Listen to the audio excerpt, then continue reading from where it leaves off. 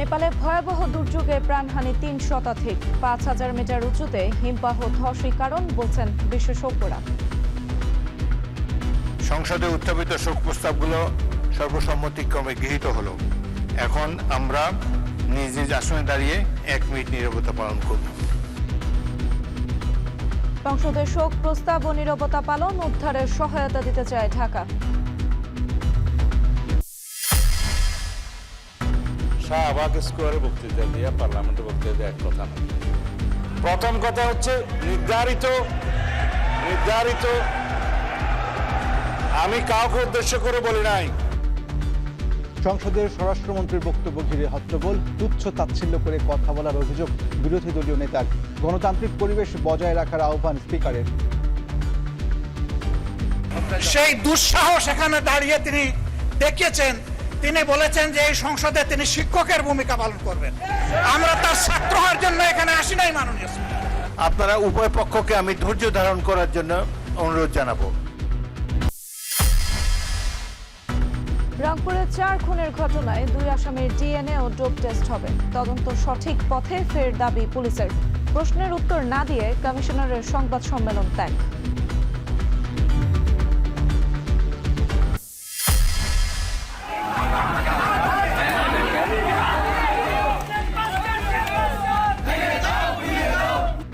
শ্রমিক নেতা বাদশার গ্রেপ্তারের প্রতিবাদে উত্তপ্ত দিনাজপুর। সড়ক অবরোধ, পুলিশের সঙ্গে সংঘর্ষ, ধাওয়া পাল্টা ধাওয়া, 2 বাসে আগুন।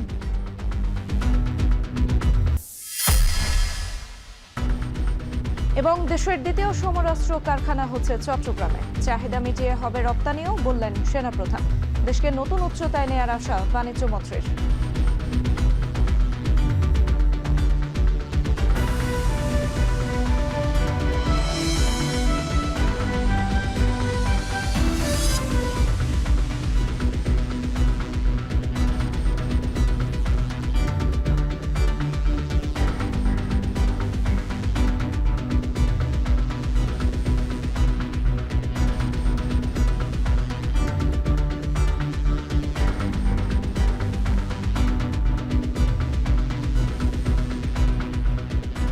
দর্শক শুনছিলেন শিরোনাম। স্বাগত এখন সন্ধ্যায় পুরো আয়োজনের সঙ্গে আছি আমরা দুজন, আমি সুমাই রাত্রি, আমি ইশতিয়াক আহমেদ।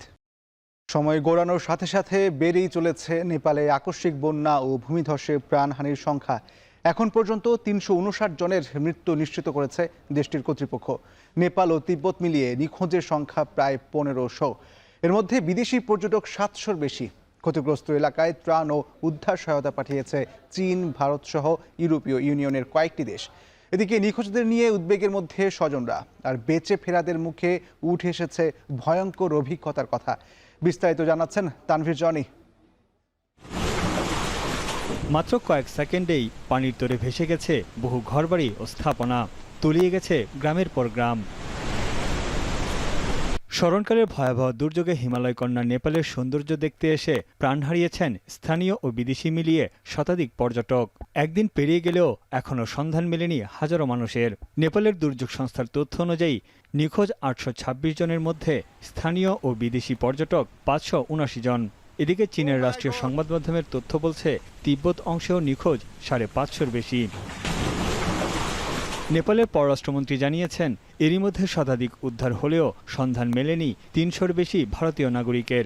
নিখোঁজের তালিকায় আছে যুক্তরাষ্ট্র, যুক্তরাজ্য, অস্ট্রেলিয়া, মালয়েশিয়া সহ বেশ কয়েকটি দেশের পর্যটক। এরই মধ্যে অনুসন্ধান ও উদ্ধারের জন্য 2000 সেনা মোতায়েন করেছে নেপালের সেনাবাহিনী। পাশাপাশি কাজ করছে দেশটির পুলিশ বাহিনীও।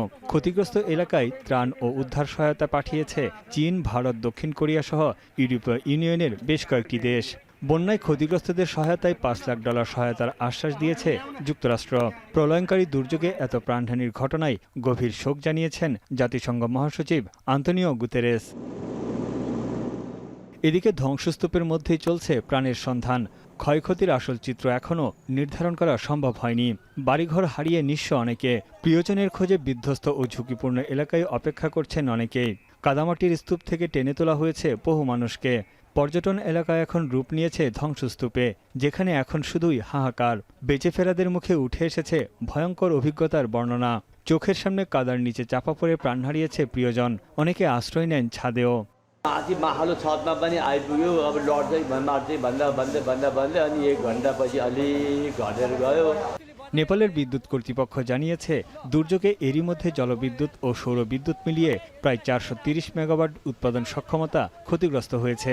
ভেঙে পড়েছে যোগাযোগ ব্যবস্থা, কয়েক সেকেন্ডেই ধ্বংস হয়ে গেছে বহু কালভার্ট, সেতু ও সড়ক। রাসোয়া সীমান্ত ক্রসিংয়ে তিব্বতের সঙ্গে যোগাযোগ বিচ্ছিন্ন হয়ে পড়েছে নেপালের। এদিকে নেপালের এই দুর্যোগের পর ভারতের বিহার ও উত্তরপ্রদেশের নিম্নাঞ্চল সহ পার্বত্য অঞ্চলগুলোতে জারি করা হয়েছে বিশেষ সতর্কতা। তানভীর জনি, এখন বিশ্ব। ভূপৃষ্ঠ থেকে ৫,০০০ মিটারেরও বেশি উচ্চতায় একটি হিমবাহের ধসেই নেপালের তিব্বত সীমান্তবর্তী এলাকায় ভয়াবহ এই আকস্মিক বন্যা বলে মনে করছেন বিশেষজ্ঞরা। তাদের ধারণা প্রায় ৫,২০০ মিটার উচ্চতায় একটি হিমবাহের নিচের অংশ ভেঙে ১২০০ মিটার নিচের উপত্যকায় আছড়ে পড়ায় সৃষ্টি হয়েছে প্রাণঘাতী এই আকস্মিক বন্যা ও ভূমিধস। তবে ঠিক কী কারণে হিমবাহটি ধসে পড়ল তা এখনো নিশ্চিত হওয়া যায়নি। বাকিটা জানাচ্ছেন পেনুকা সুলতানা। স্মরণকালের ভয়াবহ এক দুর্যোগের মুখোমুখি নেপাল। আকস্মিক বন্যা ও ভূমিধসে ক্রমেই লম্বা হচ্ছে মৃত্যুর মিছিল। মৃত্যু উপত্যকায় পরিণত নেপালের তিব্বত সীমান্তবর্তী অঞ্চল। কিন্তু প্রশ্ন উঠেছে, কোনো ধরনের বৃষ্টি ছাড়াই কেন এই প্রাকৃতিক বিপর্যয়? নেপালের সরকারি কর্মকর্তারা বলছেন, দুর্যোগের ঠিক কয়েক মিনিট আগে ওই অঞ্চলে আঘাত হানা ভূমিকম্পই এর কারণ, যদিও বিশ্লেষকরা বলছেন ভিন্ন কথা। তাদের মতে ভূপৃষ্ঠ থেকে ৫,০০০ মিটারের বেশি উচ্চতায় একটি হিমবাহ কয়েকশো মিটার নিচের উপত্যকার তলদেশে আছড়ে পড়ায় সৃষ্টি হয়েছে প্রাণঘাতী এই আকস্মিক বন্যা ও ভূমিধস। মার্কিন কৃত্রিম উপগ্রহ বা স্যাটেলাইট পরিচালনাকারী প্রতিষ্ঠান প্ল্যানেট ল্যাবসের পাঠানো ছবি বিশ্লেষণ করেই এমন কথা বলছেন আবহাওয়া বিশেষজ্ঞরা।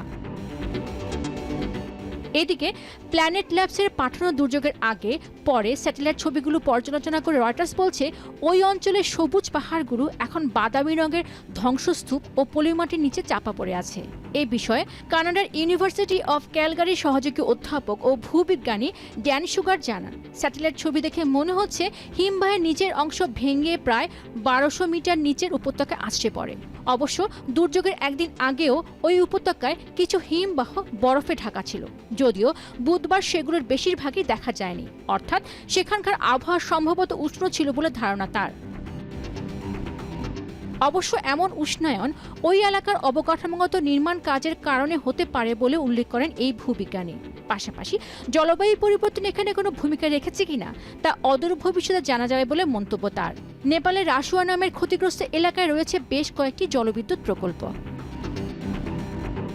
এদিকে নেপালে জাতীয় দুর্যোগ ঝুঁকি প্রশমন ও ব্যবস্থাপনা কর্তৃপক্ষ জানিয়েছে, নেপাল চীন সীমান্ত ক্রসিং থেকে প্রায় ২০ কিলোমিটার উত্তর পূর্বে একটি ভূমিধসের কারণে লেনদেন নদীতে হিমবাহ মিশ্রিত বন্যা সৃষ্টি হয়। তবে এই নদীর উজানে এখনও একটি প্রতিবন্ধকতা থাকায় দ্বিতীয় দফায় ফের আকস্মিক বন্যা হতে পারে বলে সতর্কতা বিজ্ঞানীদের। পেনুকা সুলতানা, এখন বিশ্ব। নেপালে ভয়াবহ পাহাড়ি ঢলের পর সেখানে আটকে পড়া বিদেশি পর্যটকদের মধ্যে ৩০০-র বেশি ভারতীয়, আর এদের মধ্যে ৩২ জন পশ্চিমবঙ্গের। আটকে পড়াদের উদ্ধারে নেপাল সরকারের সঙ্গে সমন্বয় করে সব ধরনের প্রচেষ্টা চালাচ্ছে নয়াদিল্লি। বিস্তারিত জানাতে কলকাতা থেকে যুক্ত হচ্ছেন দীপক দেবনাথ। দীপক, নিখোঁজ ভারতীয়দের সম্পর্কে কি তথ্য আছে আপনার কাছে জানাবেন, আর ভারত সরকার কি কি উদ্যোগ নিয়েছে সেটিও জানাবেন। জানিয়ে রাখি যে নেপালের যে ভয়াবহ বিপর্যয়, প্রাকৃতিক বিপর্যয় বলা ভালো, এই বিপর্যয় এখনো পর্যন্ত ভারতে প্রায় ৩ শতাধিক পর্যটক তারা কিন্তু এখনো নিখোঁজ রয়েছেন, এবং যার মধ্যে পশ্চিমবঙ্গের ৩২ জন। কিছুক্ষণ আগেই রাজ্য সরকারের তরফ থেকে জানিয়ে দেওয়া হয়েছে সেই ৩২ জনের নাম এবং তাদের ঠিকানা।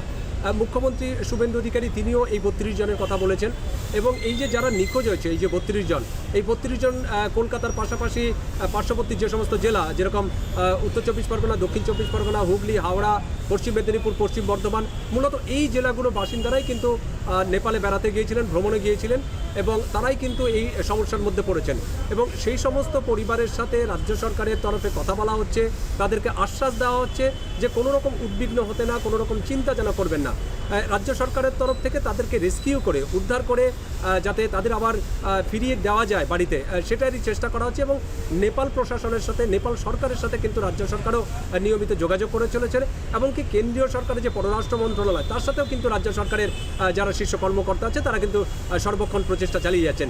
কিন্তু তারপরেও আমরা দেখছি যে এই সমস্ত পরিবার, যে 32টা পরিবারের কথা আমরা বলছি, সেই 32টা পরিবারে কিন্তু একটা উদ্বেগের ছায়া, কারণ তাদের পরিবারের সদস্যরা কিন্তু গতকাল রাত থেকে তারা যোগাযোগ করতে পারছেন না। এমনিতেই সেখানকার নেপালে যে পরিস্থিতি, ভয়াবহ পরিস্থিতি, ইন্টারনেট কানেকশন সেটা কিন্তু ব্যাহত হচ্ছে। তো স্বাভাবিকভাবেই তারা পরিবারের সদস্যের সাথে কথা বলতে পারছেন না এবং তারা বুঝতে পারছেন না তারা আদেও বেঁচে আছেন না মারা গেছেন। এরকম একটা শঙ্কার মধ্যে তারা রয়েছেন।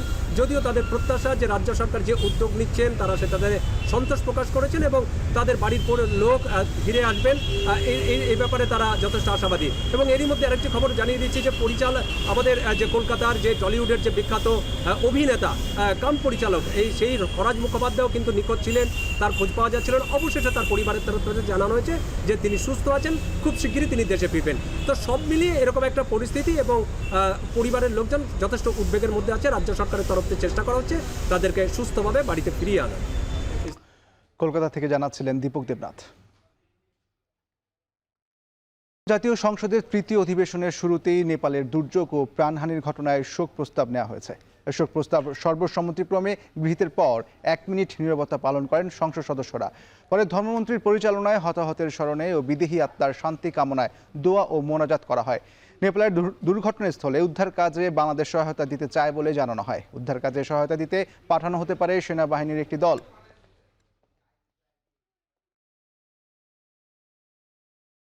প্রস্তাবগুলো যথারীতি সংসদের কার্যবিবরণীতে অন্তর্ভুক্ত করা হবে এবং শোক প্রস্তাবগুলোর অনুলিপি সকল সম্মানিত ব্যক্তিবর্গের শোক সন্তপ্ত পরিবারের নিকট প্রেরণ করা হবে।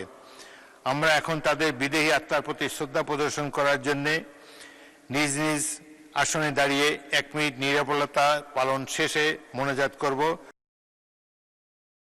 এদিকে নেপালের পররাষ্ট্রমন্ত্রী শিশির খানালের সঙ্গে টেলিফোনে কথা বলেছেন পররাষ্ট্রমন্ত্রী ডক্টর খলিলুর রহমান।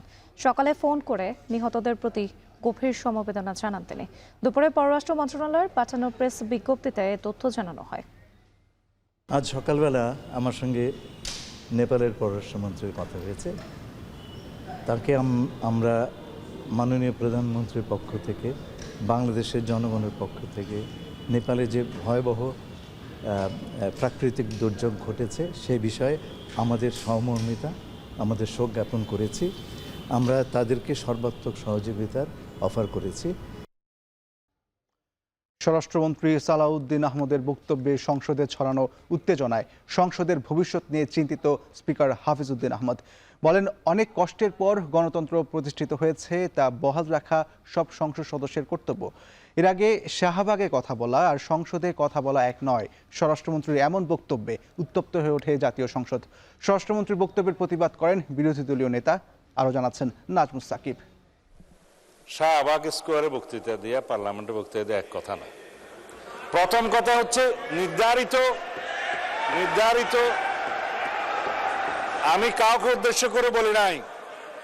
আমি কাউকে বললেন আমি তো আপনারা কথা বলার সময় কথা বলি নাই।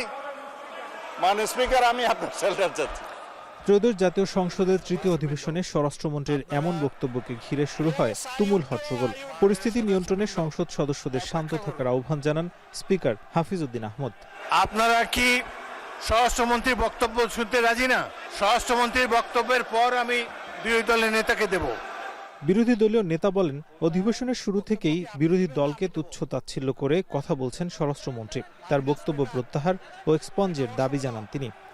সংসদ অধিবেশন যেদিন থেকে বসা শুরু হয়েছে সেদিন থেকেই তিনি তুচ্ছ তাচ্ছিল্য করে সবাইকে বলেন।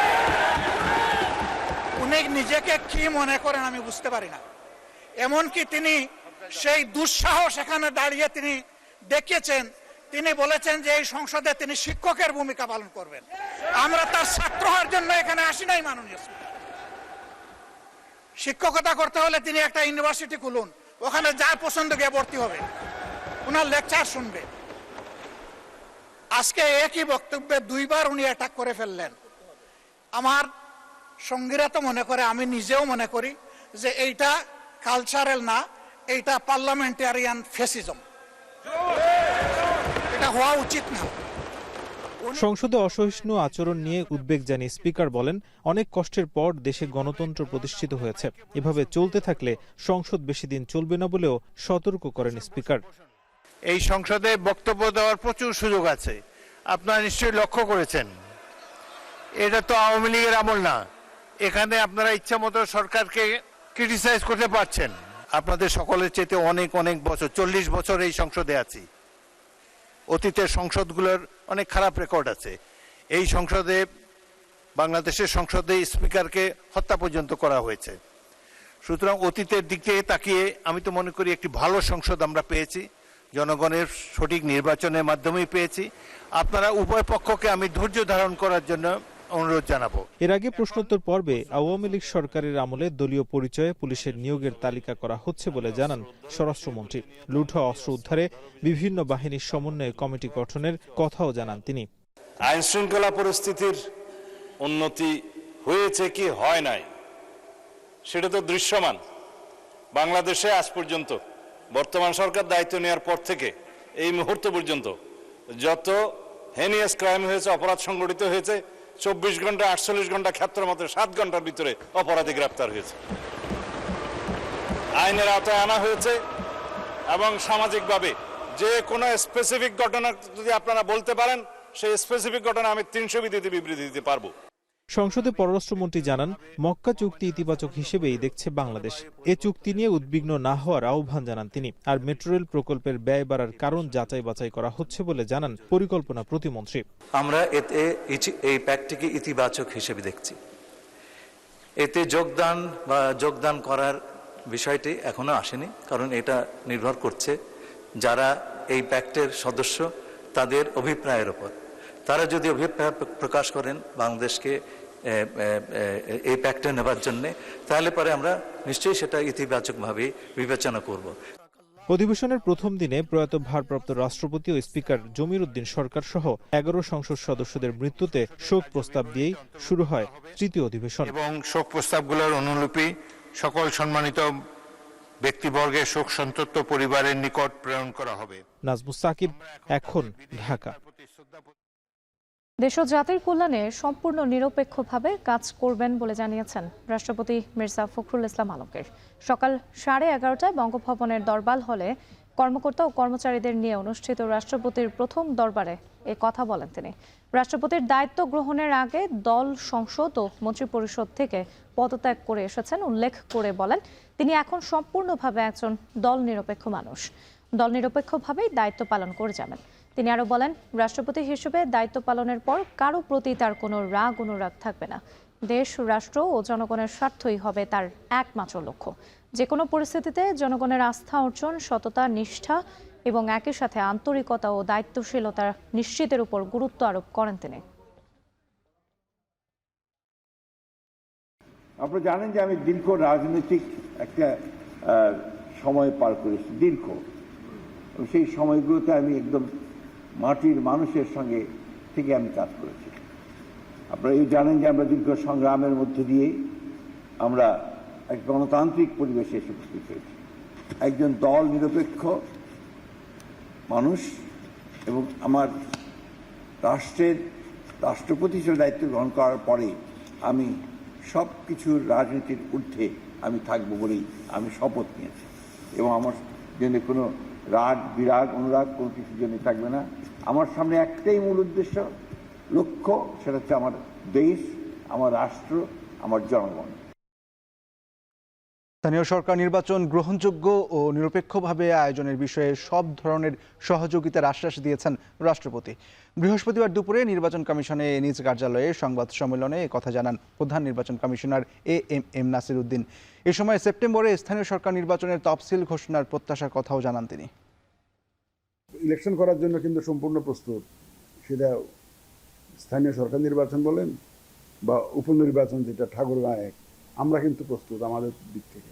ঠাকুরগাঁও 1 আসনে হয়তো খুব লিমিটেড নাম্বার হবে। আমরা পোস্টাল ব্যালটে আমাদের যারা এক্সপার্টিস আছে তাদেরকে ইনক্লুড করার জন্য সিদ্ধান্ত নিয়েছি। আমাদেরকে লার্জ নাম্বার অফ ইউনিয়ন পরিষদ election has to be done within this ইয়ার। করতে হবে, এই বছরের মধ্যে করতে হবে। আবারও পুলিশের ভূমিকা ও বক্তব্য নিয়ে প্রশ্ন উঠেছে রংপুরে।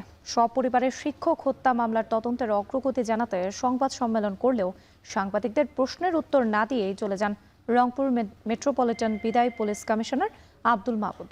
তবে গ্রেপ্তার 2 আসামির ডোপ টেস্ট ও ডিএনএ পরীক্ষার জন্য নমুনা পাঠানোর প্রক্রিয়া চলছে বলে জানিয়েছে পুলিশ। রংপুর থেকে বাকিটা জানাচ্ছেন আমিরুল বাপ্পি। রংপুর নগরের মাছুয়াপাড়া এলাকার বাসিন্দা রংপুর জেলা স্কুলের সাবেক শিক্ষক গণপতি চক্রবর্তী ও তার স্ত্রী ও সন্তানদের মরদেহ উদ্ধারের পর থেকেই নানা প্রশ্ন আর ধোঁয়াশা তৈরি হয়েছে।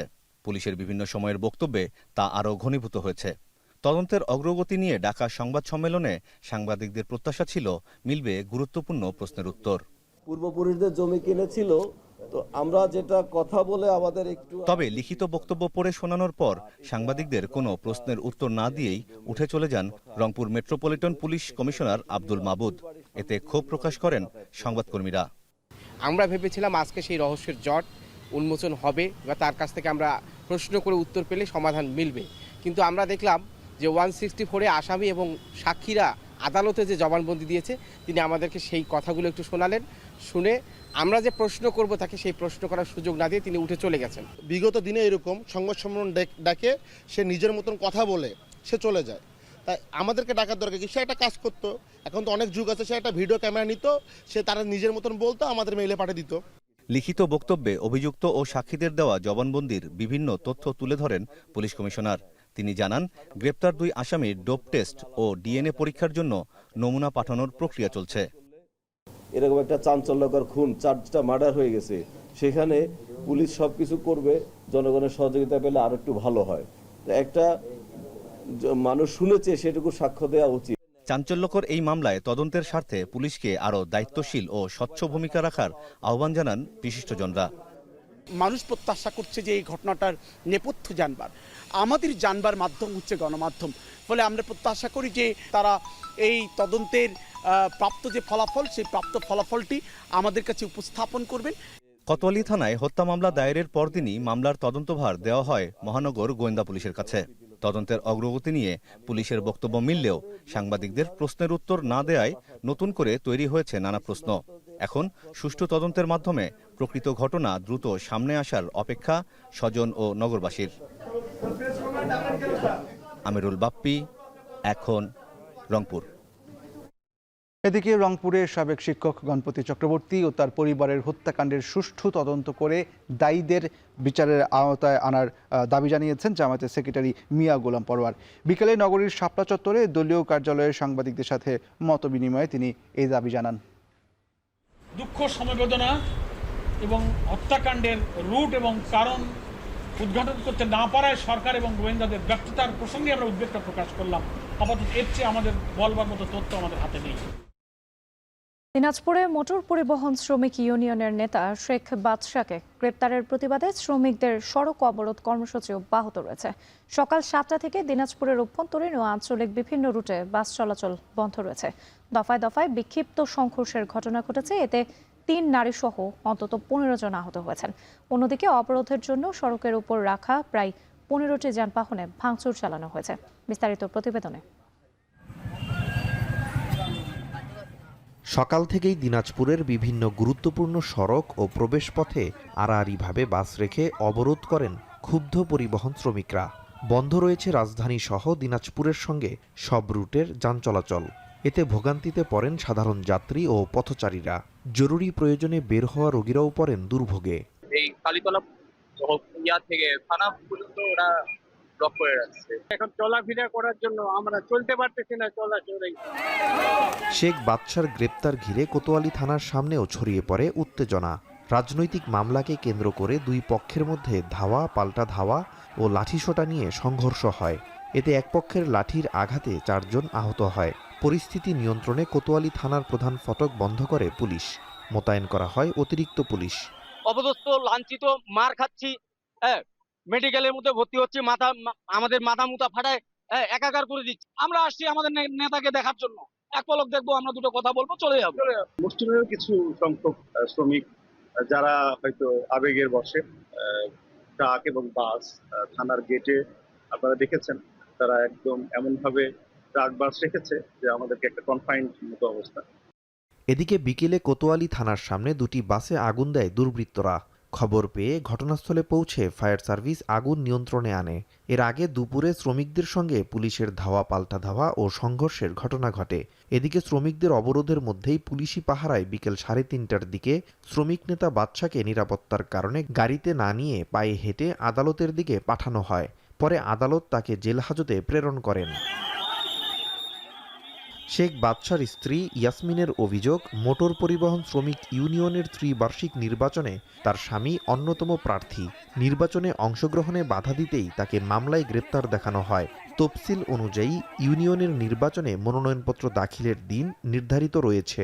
ওরা ওখানে আমাকে অকথ্য ভাষায় গালিগালাজ করে চুলের মুঠি ধরে মারতে মারতে থানার গেটে নিয়ে এসে বের করছে। শেখ বাদশাকে গ্রেপ্তারের প্রতিবাদে শ্রমিকদের এই অবরোধে সকাল থেকেই অচল হয়ে পড়ে সড়ক যোগাযোগ। দাবি আদায় না হওয়া পর্যন্ত কর্মসূচি চলবে কিনা তা নিয়ে আলোচনা চলছে শ্রমিক নেতাদের সঙ্গে। এখন দিনাজপুর। সৌদি আরবে সোফা কারখানায় আগুনে নিহত 16 বাংলাদেশের মধ্যে 9 জনের মরদেহ দেশে পৌঁছেছে। হস্তান্তর করা হয়েছে স্বজনদের কাছে। এ সময় পররাষ্ট্র প্রতিমন্ত্রী শামা ওবায়দ জানান, ডিএনএ পরীক্ষার পর বাকি মরদেহ দ্রুত ফিরিয়ে আনা হবে। আর প্রবাসী কল্যাণমন্ত্রী আরিফুল হক চৌধুরী বলেন, মন্ত্রণালয় থেকে আর্থিক সহায়তা পাবেন নিহতদের পরিবার। বিস্তারিত জানাচ্ছেন সানি মৃধা। সৌদি আরব থেকে ফিরেছে 8 মাস বয়সী তার শেফের বাবা। তবে নিথর নিষ্পলক আগুন যাকে কেড়ে নিয়েছে অনেক দূরে। অবুঝ সন্তানের সাথে তার দূরত্বটা যেন হয়ে গেল চিরদিনের। পরিবারের একমাত্র উপার্জনক্ষম মানুষটিকে হারিয়ে দিশেহারা তার শেফের মা। ছোট সন্তানের ভবিষ্যতের কথা বলতে গিয়ে কান্নায় ভেঙে পড়েন তিনি। চলতেই পারবো না, আমরা চলতেই পারবো না উনি যদি আমাদের সাহায্য না করেন। গত 9 আগস্ট সৌদি আরবের একটি সোফা কারখানায় অগ্নিকাণ্ডে 16 জন প্রবাসী বাংলাদেশি নিহত হন। 18 দিন পর বৃহস্পতিবার বিকেল 4:05 বাংলাদেশ বিমানের একটি ফ্লাইটে 9 জনের মরদেহ দেশে আনা হয়, যার অপেক্ষায় আগে থেকেই বিমানবন্দরে ছিলেন স্বজনহারা পরিবারগুলো। নিহত পরিবারের দ্বারাই সহযোগিতা করে আর্থিকভাবে অনেক ঋণগ্রস্ত আছে, এখনো 4-5 লাখ টাকা ঋণগ্রস্ত আছে, তাহলে তাদের জন্য একটু ভালো হয়। কেউ নেই, শুধু ভাই ছিল অর্থ উপার্জন করা, ভাইটাও নেই, ছোট ভাতিজা, তার সংসারে কেউ নেই, সংসার ভালো না, ভাই কিছু করতে পারে না, ঋণ পরিশোধ করতে পারে নাই। বিমানবন্দরে প্রবাসী কল্যাণমন্ত্রী আরিফুল হক চৌধুরী জানান, সৌদিতে নিহত সকলের মরদেহ নিজ গ্রামে পৌঁছানো ও দাফন পর্যন্ত সব খরচ সরকার বহন করবে। পাশাপাশি মন্ত্রণালয় থেকেও আর্থিক সহায়তা দেওয়া হবে। শুধু এই আর্থিক সহযোগিতা নয়, আমরা আমাদের মন্ত্রণালয়ের পক্ষ থেকেও আমরা তাদের পরিবারকে কিভাবে আরও সহযোগিতা করা যায় সে বিষয়েও আমরা চিন্তা করছি। সৌদিতে আগুনে নিহত 16 জনের মধ্যে 9 জনের মরদেহ শনাক্ত হলেও বাকিদের পরিচয় নিশ্চিত করা যায়নি। পরিবারের সাথে ডিএনএ পরীক্ষার মাধ্যমে তাদের পরিচয় নিশ্চিত করে পর্যায়ক্রমে দেশে আনা হবে বলে জানান পররাষ্ট্র প্রতিমন্ত্রী শামা ওবায়েদ।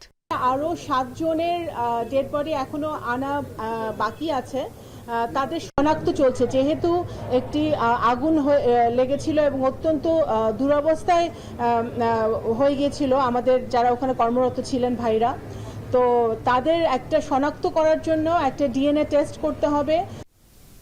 দেশে ফেরা 9 জনের মধ্যে 8 জনই নওগাঁর বাসিন্দা। এর মধ্যে কেবল আত্রাই উপজেলারই ছিলেন 7 জন প্রবাসী।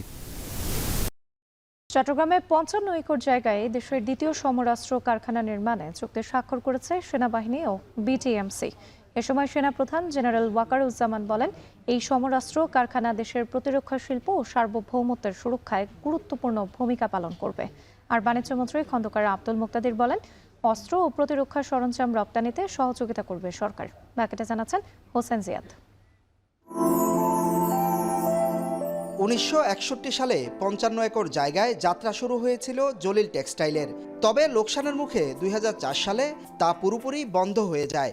অবশেষে টেক্সটাইলের সে জায়গায় দেশের দ্বিতীয় আধুনিক সমরাস্ত্র কারখানা করছে সেনাবাহিনী। জমি হস্তান্তর উপলক্ষে জলিল টেক্সটাইল প্রাঙ্গণে বৃহস্পতিবার চুক্তি সই হয় বাণিজ্য মন্ত্রণালয় ও সেনাবাহিনীর বাংলাদেশ অর্ডিন্যান্স ফ্যাক্টরি বিএফওর মধ্যে। এ সময় সেনাবাহিনীর কর্মকর্তারা বলেন, এই প্রকল্প বাংলাদেশের প্রতিরক্ষা শিল্প ও সার্বভৌমত্ব সুরক্ষায় গুরুত্বপূর্ণ ভূমিকা পালন করবে, যেখানে আধুনিক ও শক্তিশালী সমরাস্ত্র তৈরি করে সক্ষমতা বাড়াবে সেনাবাহিনী। এখান থেকে উৎপাদিত বিভিন্ন ধরনের অস্ত্র ও গোলাবারুদ বাংলাদেশ সেনাবাহিনী ছাড়াও বাংলাদেশ নৌবাহিনী, বাংলাদেশ বিমান বাহিনী, border guard Bangladesh, Bangladesh police, Bangladesh coast guard, Bangladesh Ansar ও গ্রাম প্রতিরক্ষা বাহিনীর প্রয়োজন পূরণে ব্যবহৃত হচ্ছে।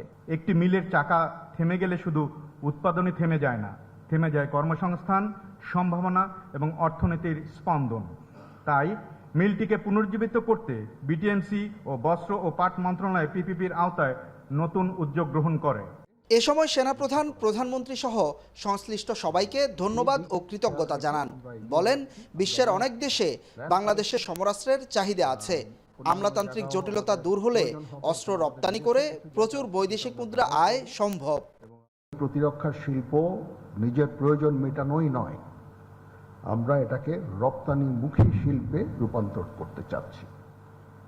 এবং এই যে যত লোক এখান থেকে ছাঁটাই হয়ে চলে গেছে, তার দ্বিগুণ তিনগুণ লোকের কর্মসংস্থান এখানে হবে এবং এটা একটা রপ্তানিমুখী শিল্পে আমরা রূপান্তর করতে চাচ্ছি।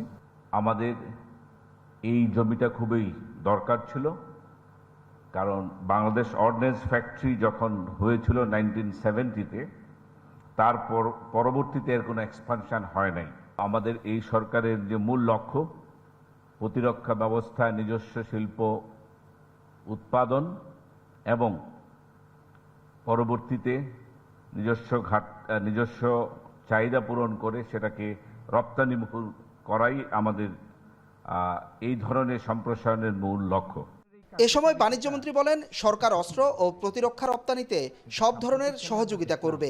এটি দেশকে নতুন উচ্চতায় নিয়ে যাবে।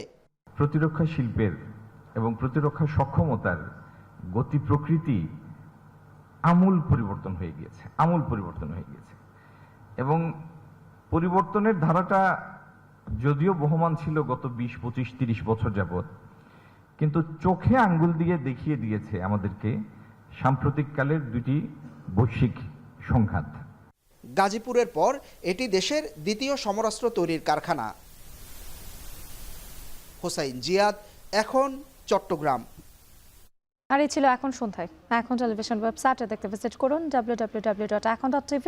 এছাড়া ফেসবুকে দেখতে ভিজিট করুন facebook.com/tv.ekon এবং ইউটিউবে দেখতে ভিজিট করুন youtube.com/c/ekontv।